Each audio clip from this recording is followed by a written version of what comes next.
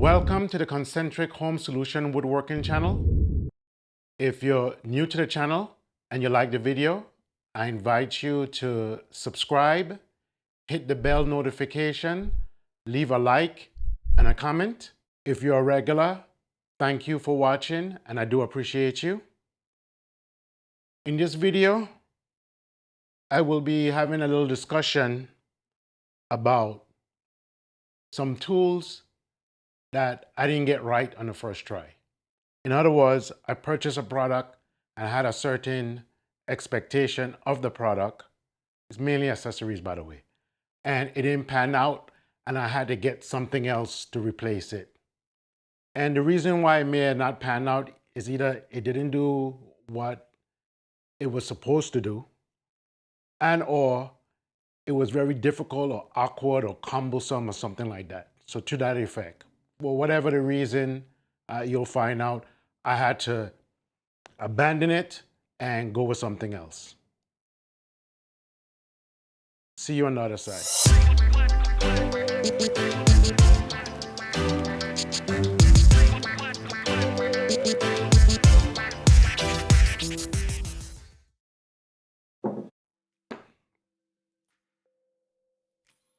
Okay, I normally would start from left to right and go in a certain order, but I'm gonna reach for the first one. And this first one is gonna be a hell nah. In other words, don't buy it, okay? It's terrible in many aspects, from in it not performing its function as I thought it would, and the price. And as usual, for my favorite manufacturer, I always get on them, but as y'all know, there's a lot of their products that I like. But y'all know how I feel, especially of the high price accessories. You know, the ones that you'll have to sell one of your siblings or one of your small children to purchase. Let's start with this Festool garbage. I'm not gonna diss them like that, but yes, this was a problem for me. Believe it or not, I improved it. You see how stiff it is? It wasn't always this stiff. I had to disassemble the thing and put sandpaper to make it stiff like that so it doesn't move around. That used to be one of the big problems. But anyway, before I get into all of that, you don't even know what it is. I was showing some B-roll, but this attaches to a guide rail and it's a protractor. Allows you to cut various angles. The first problem is the price. This thing was well over $100 if I remember. It's been a while. It did come in a kit that included the useless rail connector. The rail connectors, right? As you see, matter of fact, I should have shown those, but I don't know where they're at. And compare them, shame on me, and compare them, because that could have been another way I had to go away from a product, an existing product, and go to another product. It was the Festool connectors to the Tso Connectors. Sorry about that, guys. You may or may not see B-roll on that if I can find it, because I don't even know where it's at. Neither do I care. But this came in a kit with that. I think it also had something else in the kit. And I guess the expensive Systainer made it what it was, $100 and something. I think it was like almost $200. But this was the main tool in the kit. This is why you would buy that particular kit. And I don't know why manufacturers always do this. At a trade show one year, I stopped by SawStop. And SawStop had a new crosscut mechanism for doing crosscut. That was sliding table, kind of like the European products. And I saw it, the gentleman that was showing it, they were so proud of it. And I was like, I went to use it and I was like, useless. Literally, I told the guy that. I said, I would never buy this. And I asked him, how do you set this to 0 repeatedly? At the time, the thing was set up where you had to use a cursor like this to find and set up 0 every time. And I was like, that's not gonna work because you cannot set 0 with your eyes. I said, basically what's gonna end up happening, a customer, somebody like me, is gonna have to calibrate the whole system every time they move off of 0 and want to go back to the most used position. The 0, the 90 degrees. Same idea with this. The 90 degrees. Every time you have to try to hit it by eye. It's not going to happen. Manufacturers, I noticed, I went to Woodcraft a couple months ago and I saw the same system set up, and now it has apparently the guy did say that he was going to take it back to the engineers. Now it has indent for 0 and I think some other popular like 45 and so forth like that. But I'm like, really guys? These are like basic things. You have to have a reliable 0. You should have an indent for 0 where you lock it and it can be calibrated or it comes pre-calibrated, whatever the case may be, but a reliable 0. There's another product in this that I'm gonna go over, same concept. But the big problem with this is it was too easily jarred when you was using it. And it was just problematic. It was not fun to use. I just abandoned it. So we got this on top of the price. And you're probably wondering, okay, it has this knob, right? To loosen. But even with that knob, you could not get it tight enough for it to stay in place until I got the sandpaper. But you still have the problem, you're going by eyes. If you're doing something other than 22.5, I'm using stuff that people mostly use in construction and even in woodworking. If you're not using 90 degrees, 45, 22.5, which all of these should have indent, okay. If the other ones are so rare, if you have to do that by eye and play with it and get it, that's okay. But the bread and butter, come on, man. Anyway, enough on that. Now, my solution ain't really quite a solution. It's what I'm doing right now.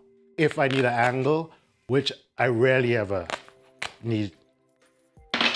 Ooh, look what I just did. I forgot the battery, so this thing is inside the case. They should have I think I may sew on one, a separate flap for the battery compartment. Anyway, this is a good idea too, guys. If you use any electronics stuff in your shop, or if you're a carpenter out in the field that requires battery, never leave the battery inside the tools. Don't ask me how I know. But never leave the battery inside the tools. You will live to regret it. So that's why the batteries is not in the tool. What this is a digital angle finder, or call it a protractor, right?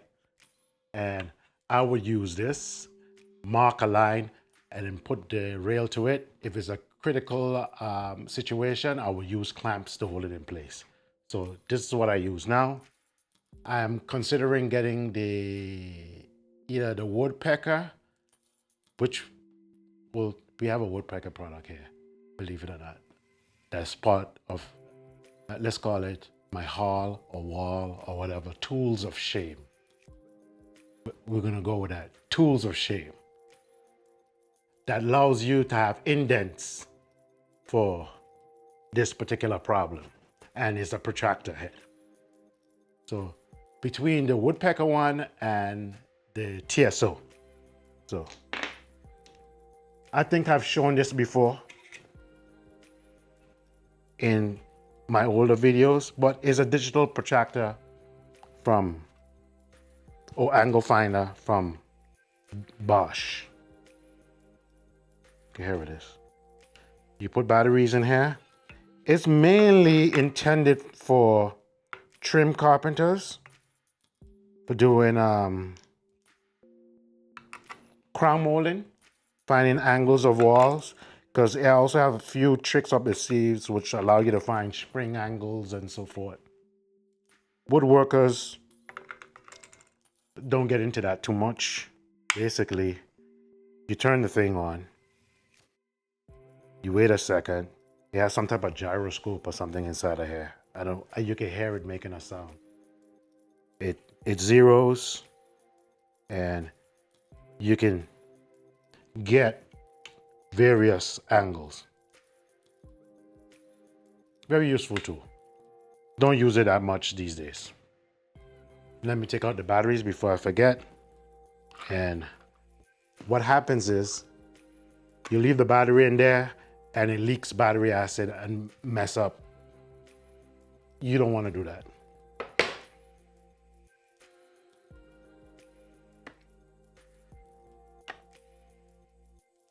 Pro tip.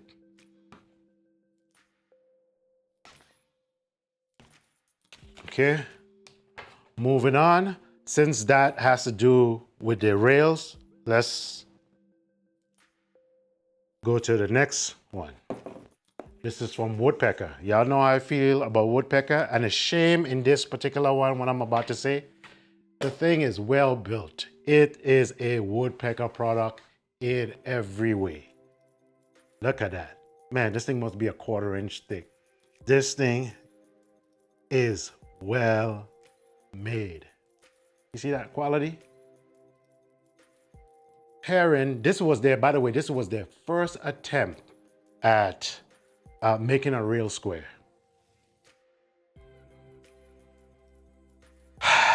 Remember last week where I talked about introducing complexity? This is a prime example of that. This is the bar that goes into this. This mates with this. And it's the bar that goes in to your guide rail. In other words, I'm going to compare it to its replacement.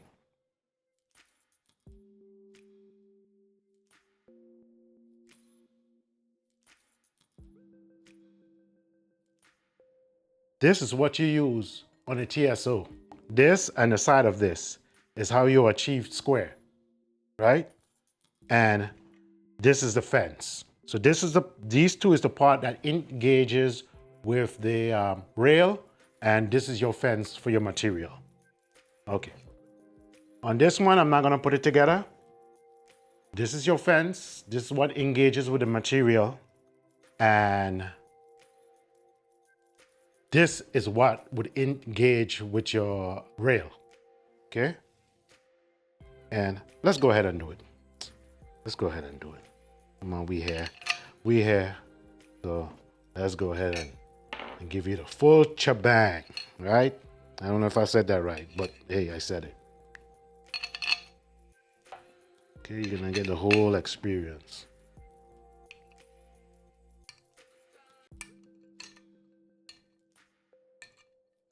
Okay, this is it, loosely. So this would slide in to your, and I will show you some B-roll. This slides in to your rail. And here's the thing, you have to use a square to square it. I guess Woodpecker feel that, you know, their squares are so good, so they're gonna make this thing rely on their square to square it. Every time you go to use this thing, you have to square it.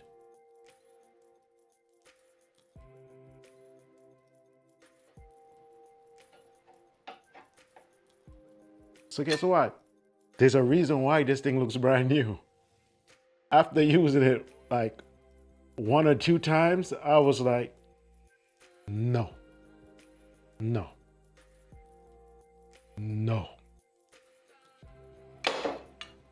So that's why I went out and purchased the TSO. The TSO was the replacement to that. And the TSO, I love the thing. Actually, I plan to get more of their products to make the equivalent of Festool's, what you call it, parallel guides, I think it's called. They have an equivalent to that. So here we go again. It has 2 positions, 90 and 45. Both situations, there's no stop, there's no sure way of returning back to that. You have to use some other device. It's a setup process each time. Can't do it. So I don't use these things. I don't use it. I stopped using it a long time ago. As I told you, I use it once or twice and I was no. Just like this. The next thing is a jig that I used to use for, let me move this aside. But now, it's gonna be in my way. I don't want it to fall. I pay good money for it after all. It's a tool I used to use for hardware, for cabinets. This is a drawer front. This is a drawer front, okay, guys? Drawer front I made out of poplar. And this is from a company by the name of Somerville. And they make a lot of good products that I used to use. I like to include the jig that I show you guys for boring cup hinges. The one that you had to do 3 separate moves, not the CMT one. I forget the name of this. I always forget its name. But I like that product a lot. It's just the 3 in 1 go. It's just more convenient. And as I told y'all, I still use the other one, but I'm more gonna relegate it in the future for use on site. But the problem with this one, it does work. It does what it's supposed to do. It is flexible in, setup and locating where you want to drill your holes. It came with these are hardened bushings, and it came with a drill bit. And it has a stop, so you have repeatability. It has one in the middle. You could use it for a knob, or you could use it for a pull. And it has a lot of adjustment, so you can center your hardware. But look at the thing. It's huge. My little drawer. This is heavier than a drawer front. So after a while, I was like, no, this is ridiculous. I had been seeing the other product, and this, by the way, is called the Easy Mark. And again, it's from Somerville. It's cheaper than the next product I'm gonna tell you about, but I really, really recommend the other product over this one. If I'll leave the pricing information. If this is within your price range and you want something to accurately help you place this hardware, it is functional. It does work. So I'm not gonna knock it for its ability to do what it says it does, because it does work. I give it that. But for me, it was just too much. I didn't like it. I didn't like using it. So if the price is right for you, and I'll leave that information, and I'm not knocking it for its quality. It's well made also. The other tool weigh significantly less and is extremely well built. Also, I don't know if this is made in America, but this is definitely made in the US. And it comes in different configuration. I have the whole shebang that comes in the carrying case. And I haven't done a review on it, but as I tell you guys, the next time I use it, I'll do a review so I can have B-roll showing me using it and so forth. But I was just gonna, just telling y'all about these tools in case you might be in the market for one right now. Before I get to that point, you can have, based on you being able to trust me, if you trust me by now, you can know that if you're gonna spend the money, which one would you get, which one I would prefer, is definitely this product. And it's called, what are they calling it? It's made by True Precision, and it's the TP 1935. This kit, lightweight, a lot of adjustability. I can do a pull, I could do handles, very flexible. It has an extension. Watch. This is how I register off the side on this one. This is how I register, and this flips out of the way and it's adjustable. And it's light. Look how small this thing is. Look at this. So much easier to work with over this monstrosity.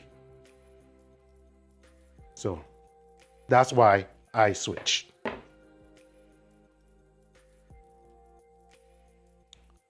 So basically that's what I have for you guys today.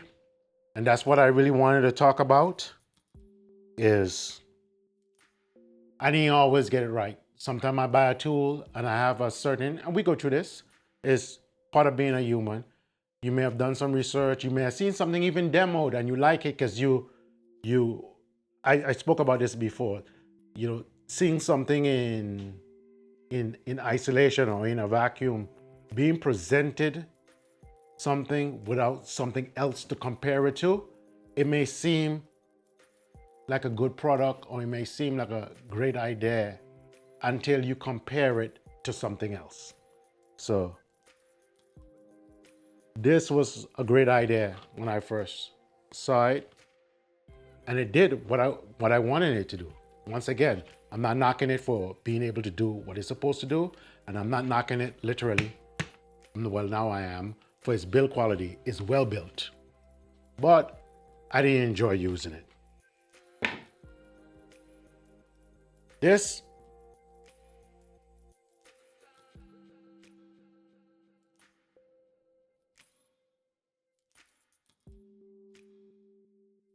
stop it.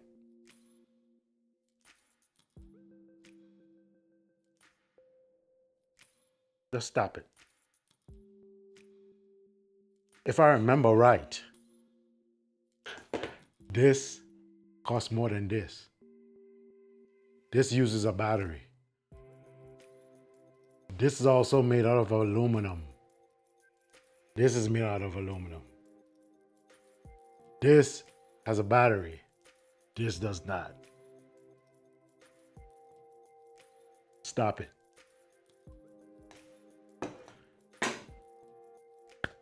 I love my Festool products, but those who also love their Festool products and is willing to be honest, y'all know what I'm talking about. Stop it. Love my Woodpecker's product, but again, this one was a big miss. That was a big miss. And I even think they know that. This was a miss. Upgrade. Pleasure to use. Quick, easy. On, off.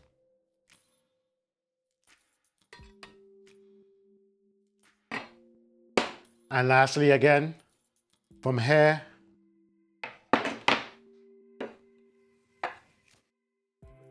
to hair.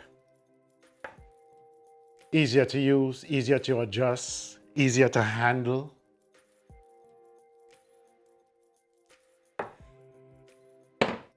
As usual, thanks for watching and be safe in the shop.